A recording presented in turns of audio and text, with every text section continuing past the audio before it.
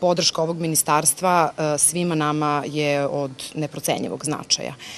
Program Generacija budućnosti je uspešan program koji se već 17 meseci sprovodi širom naše zemlje. Pokrovitelj je Narodna skupština Republike Srbije. Verujemo da će nam u sprovođenju ovog projekta država i dalje biti partner kao i do sada i da će nam pomoći da se pitanje ove dece reši na što kvalitetniji način. Kada kažem pitanje ove dece, mislim na moment kada deca izlaze iz sistema socijalne zaštite i kada je neophodno da im svi kao društvo pomognemo da se što lakše zaposle kako bi mogli da budu svoji ljudi.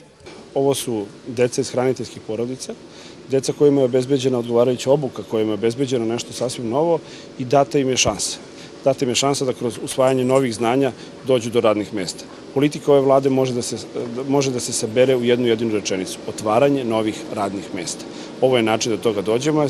Sve što radimo, od promjena zakona o radu, preko zakona o stečaju, zakona o privatizaciji, sve što radimo da bi ova deca pronašla radno mesto. Da li ćemo mi od ovih 250 dece uspeti da zaposlimo 10, 20, 50, 100? Ne zavisi samo od Dale Carnegie i Ministarstva za rad. Zavisi od svih nas koji živimo u ovoj zemlji. I zamislite vas kada ste se rodili šta ste želeli da budete, šta vam se desilo u životu, a šta ste očekivali da će vam se desiti. Mi nemamo pravo na grešku i ja samo molim svu javnost i kompanije da nam se pridruže ovom projektu, kao što je Vojvođanska banka, jer zajedno samo možemo da uspemo.